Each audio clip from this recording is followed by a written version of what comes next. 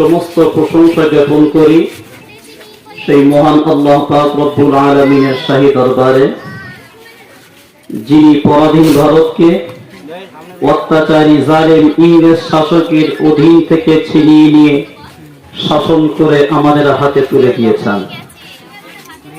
1947 সালে 15ই আগস্ট ভারতবর্ষ স্বাধীন হয়েছে, কিন্তু সাধারণত ইতিহাসের পাতায় মুসলমান সংগ্রামীদের নাম খুঁজে পাওয়া যায় না, যাদের রক্তের বিনিময়ে আজ আমরা ভারতবর্ষের জমিনে নিরাপদভাবে বসবাস করছি, যাদের পরিশ্রমের বিনিময়ে আজ আমরা ভারতবর্ষের জমিনে শরিয়তের উপরে আমল করতে পারছি, যাদের পরিশ্রমের বিনিময়ে আজ আমরা হিন্দুস্তানের জমিনে মসজিদ মাদ্রাসা নির্মাণ করতে পারছি। তাদের এই অবদানের কথা স্মরণ করা এবং তাদের জন্য দোয়া করা আমাদের নৈতিক কর্তব্য।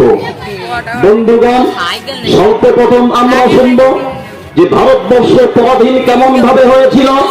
তাহলে মনে রাখবেন, প্রাচীন কাল থেকেই এই ভারতবর্ষ ছিল একটি উন্নত মানের দেশ। শুধু তাই নয়, ভারতবর্ষের জমিনে উৎপন্ন হবে কাপড় এবং বিভিন্ন পণ্যদ্রব্য পুরো বিশ্ব বিখ্যাত ছিল।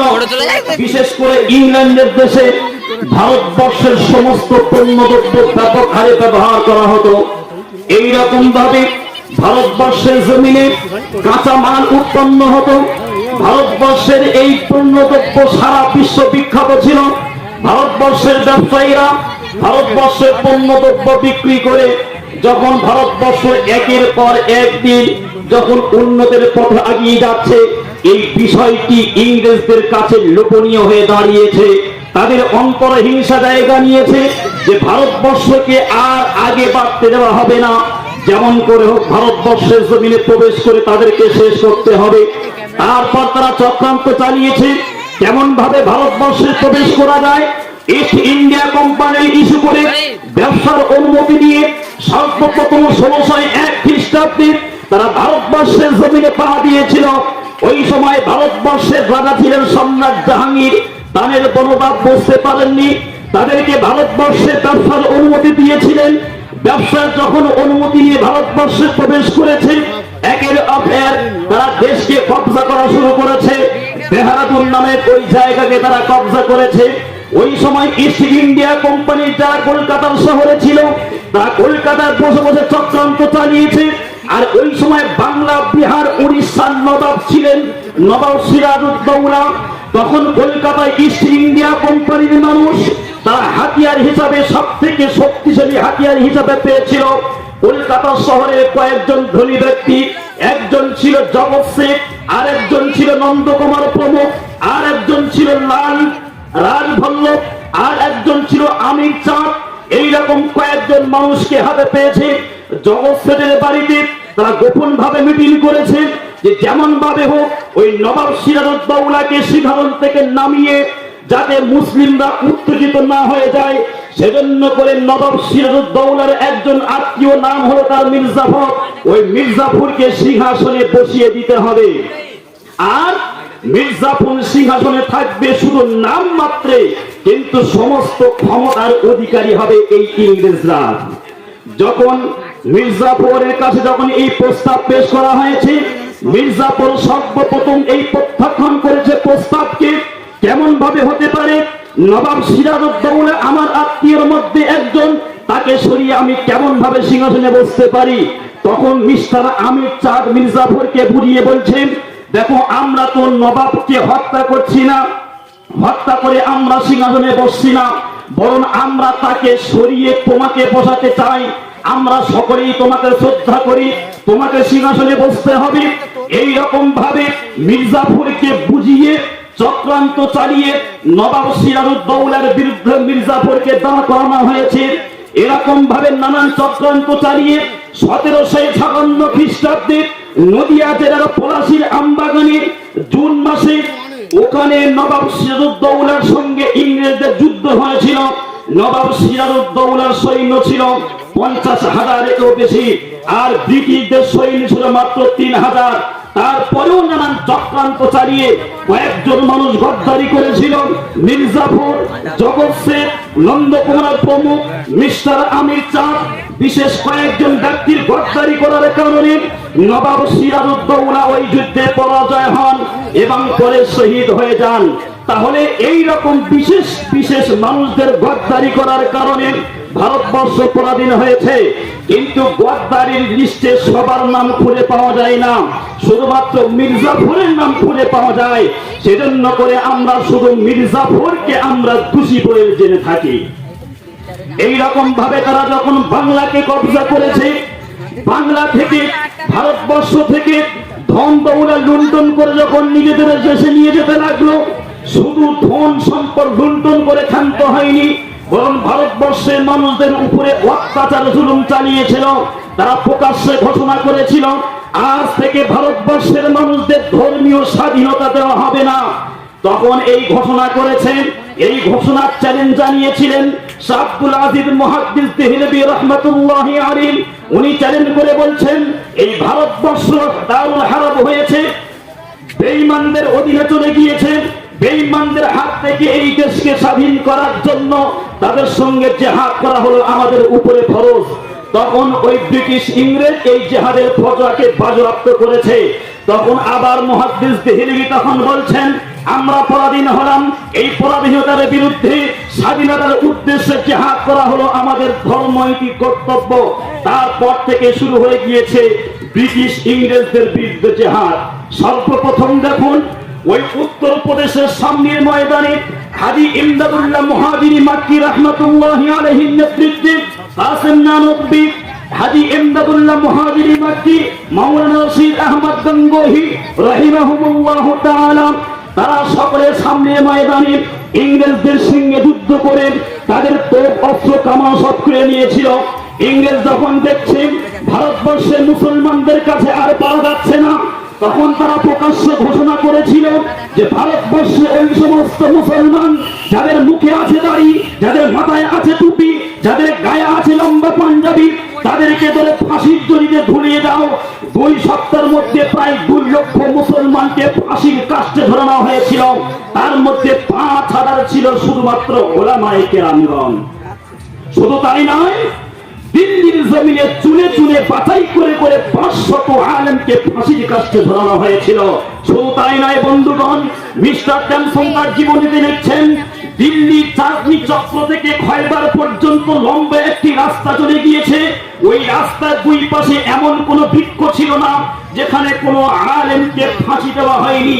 প্রত্যেক গাছে কোনো না কোনো আলেমকে ফাঁসি দড়িতে ধরানো হয়েছে। যখন একের পর এক মুসলমানদের উপর যখন অত্যাচার চলছে, মুসলমানদেরকে শেষ করা হচ্ছে, তখন এক পর্যায়ে দেখা গেল ভারতবর্ষের মুসলমানদের সংখ্যা অনেক কমে গিয়েছে। আর ওই সময় পাঞ্জাব ওটা ছিল শিখদের দখলে, আর শিখদের তখন নারাজা ছিল মিস্টার রঞ্জিত সিং। তখন ইংরেজরা শিখদেরকে নিজেদের দলে টেনে নিয়ে মুসলমানদের বিরুদ্ধে লেলিয়ে দিয়েছে। তখন মুসলমানদের ওই শিখদের সঙ্গে লড়াই করতে বাধ্য হয়েছিল। লড়াই করেছিলেন যিনি, তিনি ছিলেন শাহ আব্দুল আজিজ মুহাদ্দিস দেহলভী রাহমাতুল্লাহি আলাইহির সুযোগ্য পুত্র, নাম হলো তার আহমদ রায় বেরেলভী রাহমাতুল্লাহি আলাইহি। উনি ওই পাঞ্জাবের জমিনে শিখদের সঙ্গে যুদ্ধ করে উনিও শাহাদাত বরণ করেছিলেন। তাহলে ভারতবর্ষের সংগ্রাম চলেছে 1757 খ্রিস্টাব্দ থেকে নিয়ে শুরু করে 1947 খ্রিস্টাব্দ পর্যন্ত সর্বমোট 190 বছর সংগ্রামী চালানো হয়েছে। সব থেকে বেশি অবদান ছিল এই মুসলমানদের। মুসলমান কয়েকজন সংগ্রামীর নাম আমি উল্লেখ করছি। একজন ছিলেন ফজলে হক খায়রাবাদী রাহমাতুল্লাহি আলাইহি, ইনি একজন স্বাধীনতা সংগ্রামের বড় নেতা ছিলেন। কত বড় নেতা ছিলেন! স্বাধীনতা সংগ্রামের পর যখন ইংরেজদের হাতে গ্রেফতার হয়ে গিয়েছেন, তখন ইংরেজরা এনাকে নিয়ে আন্দামানের কারাগারে পাঠিয়ে দিয়েছে। আন্দামানের কারাগারে এনাকে খুব কষ্ট সহ্য করতে হয়েছে। বাথরুমের মতো ছোট্ট একটি রুমের মধ্যে রাখা হয়েছে, সেখানে কোনো আলোর ব্যবস্থা ছিল না। খাদ্য খেতে চাইলে মাছ সিদ্ধ দেওয়া হতো, অত্যন্ত দুর্গন্ধযুক্ত মাছ, আর গরম পানি টকবকে ফুটন্ত পানিটাকে পান করতে দেওয়া হতো। আর রাত যখন হতো মশা পিছে মাকড়া তাকে কামড়াতো, ছটপট ছটপট করে রাত্রি যাপন করতেন এবং দিনের বেলা সাধারণ মেটরের মতো হয়ে তাকে বাথরুম পরিষ্কার করতে হতো। এইরকম কষ্ট যখন চলছে তখন ফজলে হক খায়রাবাদীর দুইজন সন্তান, একজন ছিলেন আব্দুল হক আর একজন ছিলেন শামসুল হক। তখন তারা ওই লন্ডনে চলে গিয়েছে, ইংল্যান্ডে চলে গিয়েছে বাবার মুক্তির দাবি জানাতে। ইংল্যান্ডের হাইকোর্ট তারা ফয়সালা জানিয়ে দিয়েছে, যাও তোমরা আন্দামান থেকে তোমার বাবাকে নিয়ে চলে যাও। সব থেকে দুঃখের বিষয় হলো এটাই, তার দুই সন্তান যখন আন্দামানে যাচ্ছে বাপকে ফিরিয়ে নিয়ে আসতে, পৌঁছে যাওয়ার 1 ঘন্টা আগে সেখান থেকে খবর আসে যে তাদের বাপ আর দুনিয়াতে বেঁচে নেই, শাহাদাত বরণ করেছেন। ইনি হলেন একজন স্বাধীনতা সংগ্রামের বড় নেতা, কিন্তু দুঃখের বিষয় হলো এটাই, তাদের নাম আজ ইতিহাসের পাতায় খুঁজে পাওয়া যায় না। শুধু তাই নয়, আর একজন বড় নেতা ছিলেন, নাম হলো তার মাওলানা ওবায়দুল্লাহ সিন্ধি রহমাতুল্লাহি আলাইহি। কত বড় নেতা ছিলেন! নেতাজি সুভাষচন্দ্রের নাম আমরা সকলে শুনেছি। নেতাজি সুভাষচন্দ্র বসুর রাজনৈতিক গুরু ছিলেন মাওলানা ওবায়দুল্লাহ সিন্ধি। মাওলানা ওবায়দুল্লাহ সিন্ধি যখন ওই নেতাজি সুভাষচন্দ্রের হাতে চামড়ার উপরে জিয়াউদ্দিন নাম লিখে কাবুলিওয়ালার পোশাক পরিয়ে বিদেশে পার করিয়ে দিয়েছিলেন, পার করিয়ে দেওয়ার পর মাওলানা ওবায়দুল্লাহ সিন্ধি ইংরেজদের হাতে গ্রেফতার হয়ে গিয়েছিলেন। ইংরেজদের হাতে গ্রেফতার হওয়ার পর বহুদিন পর ইংরেজ তাকে বিষ পান করিয়ে শহীদ করে দিয়েছে। শহীদ হওয়ার 109 দিন পর ইংরেজ বলছে যে ওবায়দুল্লাহ সিন্ধি কোন রোগে আক্রান্ত হয়ে মারা গিয়েছে। কত বড় একজন নেতা ছিলেন দেখুন! উনি দেশ স্বাধীন করার জন্য ইংল্যান্ড, আমেরিকা, তুরস্ক বিভিন্ন দেশে সফর করেছিলেন ভারতবর্ষকে স্বাধীন করার জন্য।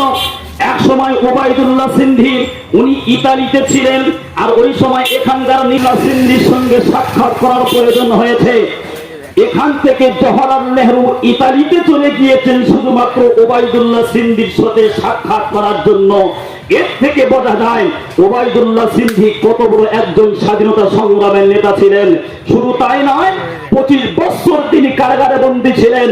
প্রত্যেক দিন রাত্রে ওই শাসক ইংরেজরা লোহা গরম করে এনে ওবায়দুল্লাহ সিন্ধির দাগ লাগিয়ে দিত, ছ্যাঁক দিত গরম লোহা নিয়ে, আর বলতো তাকে ওবায়দুল্লাহ সিন্ধি একটা কথা তো তোমরা মেনে নাও, তোমরা শুধু বলো আজ থেকে আমরা স্বাধীনতার আন্দোলন করব না, এটা স্বীকার করে নাও, এখান থেকে সসম্মানে তোমাদেরকে মুক্তি দেওয়া হবে। তখন ওবায়দুল্লাহ সিন্ধি বলেছিলেন, বহুদিনের মনের তামান্না ছিল শহীদি মরণ মরব, কিন্তু বাতিলদের সামনে কখনো মাথা নত করব না। এইরকম ভাবে সকলে যখন একের পর এক হিন্দু, মুসলিম, জৈন, খ্রিস্টান সকলে ইংরেজদের বিরুদ্ধে যখন লড়াই করেছে, তখন ইংরেজরা তোলপা গুড়িয়ে নিয়ে পালাতে বাধ্য হয়েছে। আমি যদি প্রশ্ন করি দেশের জন্য জীবন দিয়েছে কারা? কেউ বলবে মুসলমান জীবন দিয়েছে, কেউ বলবে হিন্দু দিয়েছে, কেউ বলবে জৈন দিয়েছে, কেউ বলবে খ্রিস্টান দিয়েছে। প্রত্যেক ধর্মের মানুষ নিজের ধর্মের মানুষের নাম নেবে, কিন্তু আমি বলবো সত্য কথা হলো এটাই, তাদের একটাই পরিচয় ছিল, তারা হিন্দু লড়েছে, খ্রিস্টান লড়েছে, মুসলিম লড়েছে, শিখ ইসাই লড়েছে, সবাই লড়বে। কিন্তু সত্য কথা হলো এটাই, তাদের একটাই পরিচয় ছিল, তারা ছিল অরিজিনাল দেশপ্রেমী, তারা ছিল অরিজিনাল হিন্দুস্তানি, তারাই ছিল আসল ভারতবাসী। সকলেই মিলে যখন লড়েছে তখন ইংরেজকে দেশ থেকে পালাতে বাধ্য হয়েছে। শুধু তাই নয়, হিন্দুস্তানের জমিনে আজ যে পরিস্থিতি আমাদের দেখতে হচ্ছে, হিন্দুস্তানের জমিনে আজ যে মহল আমাদের দেখতে হচ্ছে, বিস্তারিত বলার প্রয়োজন নেই। আপনারা দেখেছেন মণিপুরের ঘটনা, আপনারা দেখেছেন হরিয়ানার ঘটনা, আপনারা দেখেছেন জয়পুরে ট্রেনের ঘটনা। হিন্দুস্তানের জমিনে ধর্মের নামে যে হিংসা ছড়ানো হয়েছে, হিন্দু মুসলিমের নামে যে বিভাজন ছড়ানো হয়েছে, আর হিন্দুস্তানের জমিনে যে পরিস্থিতি আমাদের দেখতে হচ্ছে, মনে বড় প্রশ্ন জাগে যে এটা কি সেই হিন্দুস্তান যেই হিন্দুস্তান আমাদের পূর্বপুরুষ স্বাধীন করে আমাদের হাতে তুলে দিয়েছিলেন? এটা কি সেই হিন্দুস্তান বলে মনে হয়? এটা সেই হিন্দুস্তান বলে মনে হয় না। কারণ হিন্দুস্তানের পরিবেশ এমন বানানো হয়েছে, হিন্দু এলাকায় থেকে যদি কোনো মুসলমান পথে চলাচল করে তখন সে ভয় ভয় হয়ে চলাচল করে, না জানি আমার উপরে কি হয়ে যায়। আবার যখন মুসলমান এলাকায় যখন কোনো হিন্দু ভাই চলাফেরা করে তখন সে ভয় ভয় করে চলাফেরা করে, না জানি আমার উপরে কি হয়ে যায়। এই যে ভয় আর এই ভীতি, এই ভয় ভীতির নাম কিন্তু, এই ভয় ভীতি কিন্তু হিন্দুস্তানের সৌন্দর্য নয়। আরে হিন্দুস্তানের সৌন্দর্য তো এটাই হওয়া দরকার, যদি হিন্দু এলাকায় যদি কোনো বিপদ হয় বাঁচানোর জন্য এগিয়ে যাবে মুসলমান ভাইয়েরা, মুসলমান এলাকায় যদি কোনো বিপদ আসে বাঁচানোর জন্য এগিয়ে আসবে হিন্দুস্তানের ভাইয়েরা। এই প্রেম, এই ভালোবাসা আর এই মহব্বতের নাম হলো হিন্দুস্তান। শুধু তাই নয়, তারা যখন একসাথে যখন লড়েছে তখন কোন ধর্মের বিভাজন সেখানে তৈরি করা হয়নি। আরও হিন্দুস্তান ওই রকম মানুষদেরকে তালাশ করছে, আর হিন্দুস্তান ওই রকম মানুষদেরকে খুঁজছে, কিন্তু ওই রকম দেশপ্রেমী আজ খুঁজে পাওয়া যাচ্ছে না।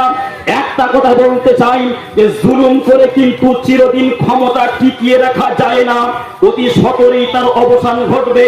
তার দলিল হলো সূরা বাকারা 251 নম্বর আয়াত। আল্লাহ পাক বলছেন ওয়ালাউলা দাফুল্লাহিন নাস বা'দাহুম বিবা'দিন লাফাসাদাতিল আরদ। আল্লাহ পাক বলছেন আল্লাহ পাক যদি একজনকে অপরজনের দ্বারা প্রতিহত না করতেন তাহলে এই দুনিয়া ধ্বংস বরবাদ হয়ে যেত। কোন জালিম যখন জুলুম করতে করতে সীমা লঙ্ঘন করে চলে যায় তার পতনের জন্য আল্লাহ পাক অন্য কাউকে তৈরি করে দেন। আজ আমরা ইতিহাস শুনলাম যে 190 বছর সংগ্রাম চলেছে, কিন্তু বেশিরভাগ অবদান ছিল মুসলমানদের। দুঃখের বিষয় হলো এটাই, যারা নিজেদের বিবিকে বেওয়া বানিয়ে, ধন সম্পদ বিসর্জন দিয়ে, সন্তানকে এতিম বানিয়ে, যারা বুকে তার রক্ত ঢেলে দিয়ে ভারতকে স্বাধীন করেছে তাদের কিন্তু ইতিহাসের পাতায় নাম খুঁজে পাওয়া যায় না। সেই জন্য করে ওই সমস্ত বিকৃতিকারী ঐতিহাসিকদেরকে বলবো যে তোমরা যতই সত্য ইতিহাসকে চেপে রাখতে চাও না কেন, এই সত্য ইতিহাস কখনো চেপে থাকতে পারে না। কারণ ১৫০০ বছর আগে বিশ্বনবী সাল্লাল্লাহু আলাইহি সাল্লাম বলেছেন আল হাক্কু নূরুন ওয়াল কুফরু বাতিলুন বাতিলুন বাতিলুন ওয়াল কুফরু যুলমাতুন। বিশ্বনবী বলছেন সত্য হলো একটা দিবালোকের আলো, উজ্জ্বল আলোর মতো, আর মিথ্যা হলো একটা অন্ধকার। তাই অন্ধকার কখনো সত্যকে চেপে রাখতে পারে না। তাই সত্য ইতিহাস একদিন প্রচার হবেই হবে। সেজন্য করে আমরা ইতিহাস শুনলাম যে ভারতবর্ষ স্বাধীন করেছে মুসলমানদের অবদান বেশি ছিল। সমস্ত ধর্মের মানুষ একসঙ্গে লড়াই করে ওই ইংরেজদের দেশ থেকে বিতাড়িত করেছে। সেজন্য করে আজ আমরা এ পর্যন্ত বয়ান শুনে আমার সংক্ষিপ্ত বক্তব্য শেষ করছি। ভালো থাকবেন, সুস্থ থাকবেন। ওয়ামা আলাইনা ইল্লাল বালাগ। এখন পতাকা উত্তোলন হবে, আপনার সাথে থাকবেন।